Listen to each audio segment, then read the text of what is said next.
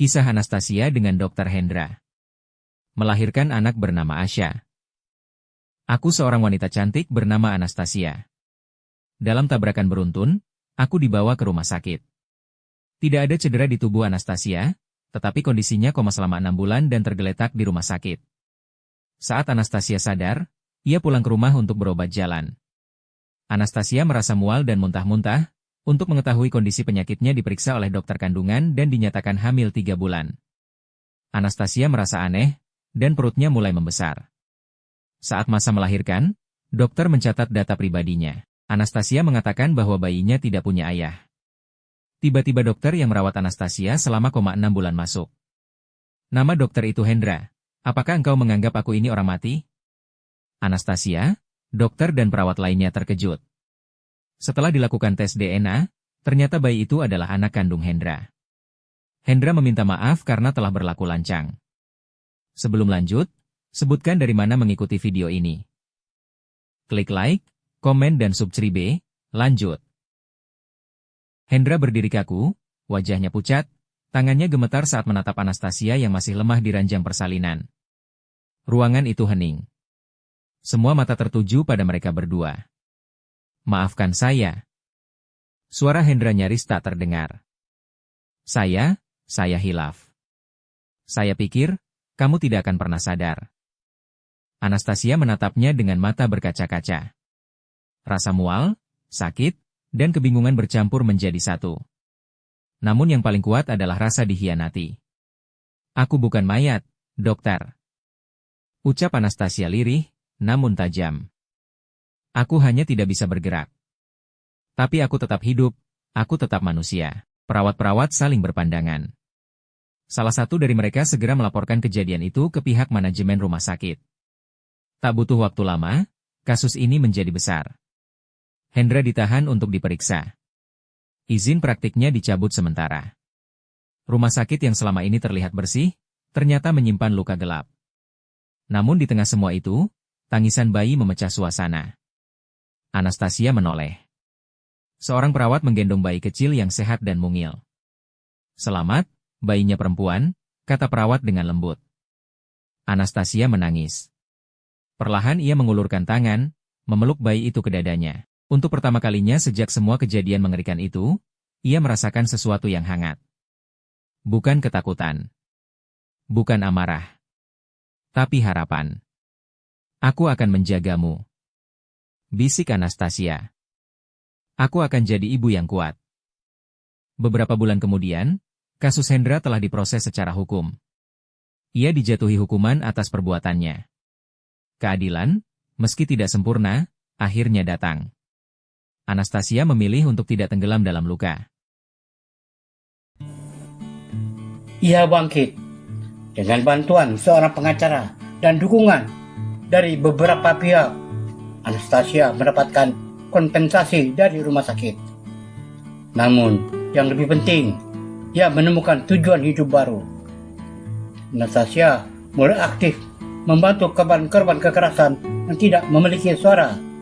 Ia berbicara, berbagi kisahnya, dan menjadi simbol kekuatan bagi banyak wanita. Sementara itu, bayi kecilnya tumbuh sehat. Ia memberi nama anak itu Asya, yang berarti harapan.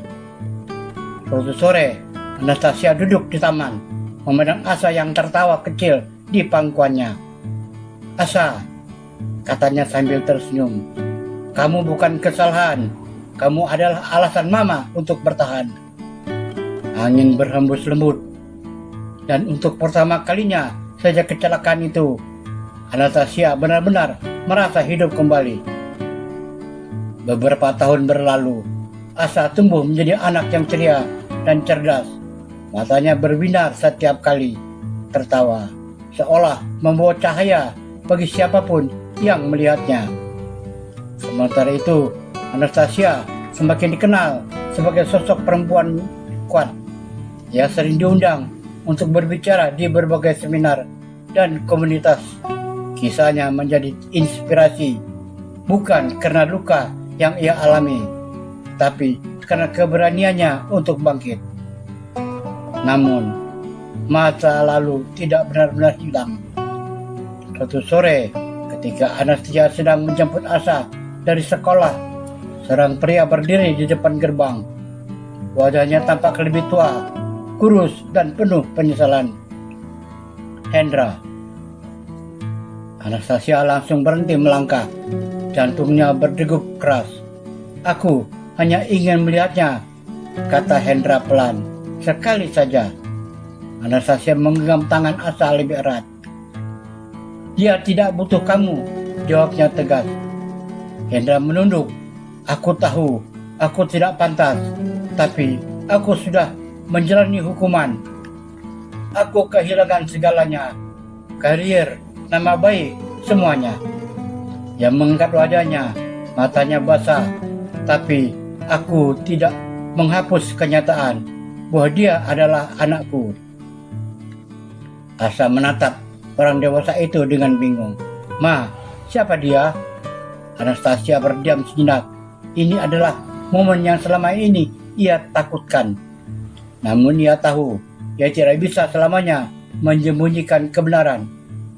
Dengan lembut, ia berlutut di depan Asa. Dia, seseorang yang masa lalu Mama. Hendra perlahan mendekat, tapi tetap menjaga jarak. Halo, katanya dengan suara gemetar. Namamu Asa ya? Asa mengangguk kecil, masih bersembunyi di balik ibunya. Hendra tersenyum tipis, penuh haru.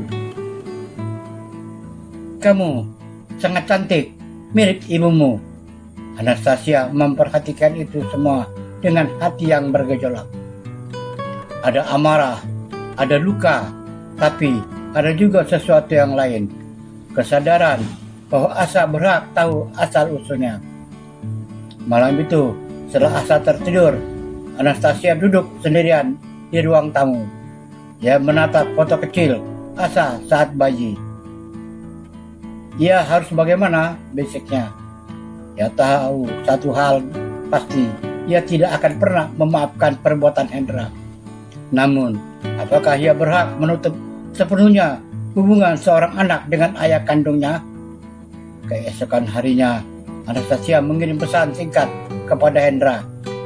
Kamu boleh melihat Asa, tapi dengan satu syarat. Hendra membalas dengan cepat, apapun.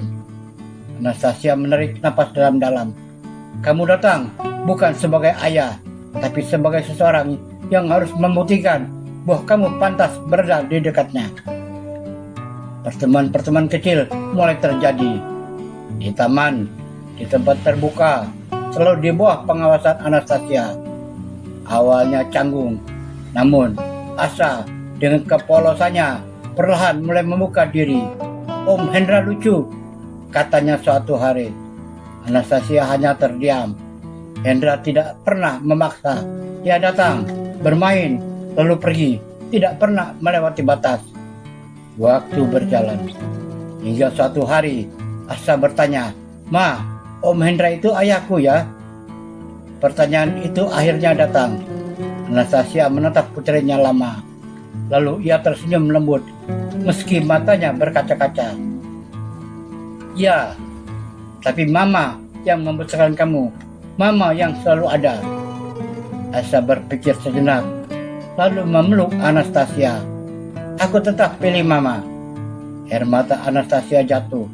Namun kali ini, bukan karena luka, melainkan karena cinta. Di kejauhan, Hendra melihat itu semua. Ia tersenyum pahit, namun ikhlas.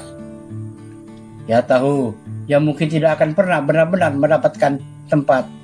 Tapi setidaknya ia diberi kesempatan untuk memperbaiki sedikit dan kesalahan besarnya. Dan bagi Anastasia, itu bukan tentang memaafkan, melainkan tentang memastikan masa depan Asa tidak dibayangi oleh kebencian. Waktu terus berjalan. Asa kini mulai beranjak remaja. Ia tumbuh menjadi gadis yang cerdas, berani, dan memiliki hati yang hangat, persis seperti ibunya. Namun, seiring bertambahnya usia, pertanyaan-pertanyaan dalam dirinya juga semakin dalam. Suatu malam, aku ingin tahu semuanya, Ma, kata Asa pelan. Anastasia yang sedang menyiapkan teh berhenti sejenak. Dia tahu momen ini pada akhirnya akan datang. Semuanya, ulangnya. Asa mengangguk. Tentang aku, tentang dia, tentang kenapa hidup kita berbeda dari yang lain. Ruangan terasa sunyi. Anastasia duduk di samping putrinya. Tangannya menggenggam tangan Asa dengan hangat. "Kamu siap mendengarnya?" tanyanya lembut. Asa menarik napas dalam. "Aku ingin jujur pada diriku sendiri." Dan malam itu, Anastasia menceritakan semuanya tentang kecelakaan, tentang koma, tentang kesalahan besar yang mengubah hidup mereka. Asa berdiam lama setelah mendengarnya. Tidak ada tangisan, tidak ada marah yang meledak, hanya keheningan. "Apa kamu membencinya?" tanya Anastasia hati-hati. Asa menggeleng pelan. "Aku tidak tahu harus merasa apa," jawabnya jujur. "Yang aku tahu, dia melakukan kesalahan besar, tapi dia juga tidak pernah menyakitiku."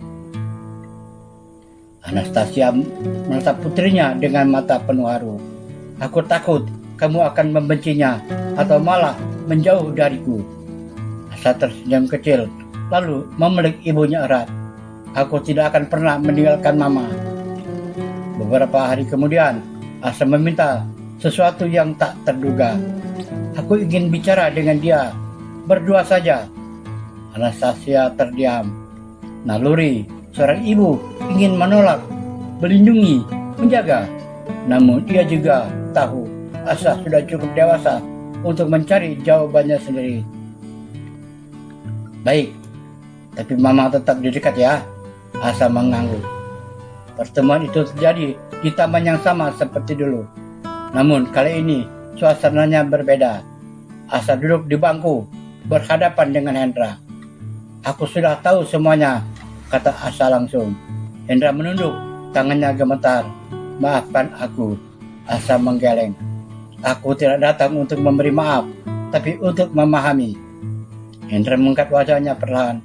"Kenapa?" tanya Asa. "Kenapa kamu melakukan itu?" Air mata Hendra jatuh. "Aku lemah, aku egois, dan aku membayar semuanya dengan kehilangan hidup yang seharusnya bisa aku miliki." Asa menatapnya lama. "Kalau waktu bisa diulang, tidak akan pernah aku lakukan," jawab Hendra tanpa ragu. Hening, angin berhembus pelan. Asa lalu berkata pelan, "Aku tidak bisa memanggilmu ayah." Hendra menutup matanya, menerima kenyataan itu. "Tapi," lanjut Asa, "aku juga tidak ingin hidup dengan kebencian." Hendra membuka matanya, penuh harap yang samar. "Aku akan tetap mengenalmu sebagai seseorang yang sedang berusaha berubah." Air mata Hendra mengalir deras. "Itu sudah lebih dari yang pantas aku dapatkan." Dari kejauhan, Anastasia melihat semuanya. Dia tidak mendekat, dia tidak ikut campur, karena ia tahu ini adalah perjalanan Asa. Dan mungkin ini juga adalah penutup luka yang selama ini belum benar-benar sembuh. Saat Asa berjalan kembali ke arah ibunya, wajahnya tenang. "Sudah selesai?" tanya Anastasia. Asa mengangguk. "Bukan selesai, tapi aku sudah tidak tersesat lagi." Anastasia tersenyum, lalu merangkul putrinya. Matahari mulai terbenam, langit berubah jingga, dan di momen itu, masa lalu tidak lagi menjadi bayangan yang menakutkan. Ia hanya menjadi bagian dari cerita yang membentuk mereka menjadi lebih kuat, lebih bijaksana, dan lebih manusiawi. Tamat.